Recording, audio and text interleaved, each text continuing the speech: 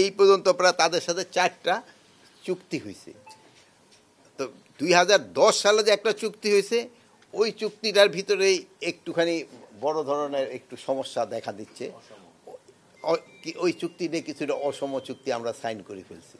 এখন ওই ক্ষেত্রে ওরা যেটা বলে যে তারা যে ইলিগেল কিছু বলে তা না, যেহেতু ওই চুক্তির ভিতরে আপনি এরকম একটা করছেন যে দহগ্রাম আঙ্গারপোতায় 0 লাইনের দিক দিয়ে আপনি করতে পারবেন, কি বলে ফেন্স করতে পারবেন, আপনি পারমিশন দিয়ে দিচ্ছেন, বাংলাদেশ গভর্নমেন্টই পারমিশন দিছে। ওই পরিবর্তে তারা বলছে যে 3 বিঘা করিডোরটা আমরা 24 ঘন্টা ইউজ করতে পারবো। কিন্তু এই 3 বিঘা করিডোরের জন্য কিন্তু আমরা বেরুবাড়ি বহু আগেই দিয়ে দিছি। মানে মানে এই চুক্তির একটা অসম হয়ে গেছে, এইটার সাথে এটার কোনো কানেকশন ছিল না। এই ধরেন এরকম 2-4টা অসম চুক্তি,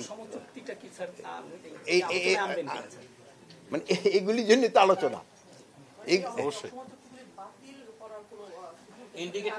না, আমরা এইগুলি কেন তো বাতিল যেন করা হয়, এই জন্য তাদের আমরা বলবো, মানে একবার আমরা বাতিল করে দিলাম বলবো না, ওই জন্য আলোচনা হবে যে এই চুক্তিটা এইভাবে হয় নাই, এটা এইভাবে হওয়া দরকার ছিল।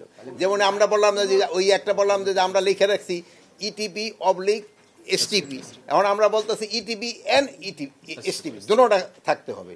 আর কিন্তু সেই সময় আমরা এইটা থাকতে পারে, এইটা অবলিক এটা থাকতে পারে, কিন্তু এখন দেখা যায় এই জিনিসটা ঠিক হয় নাই।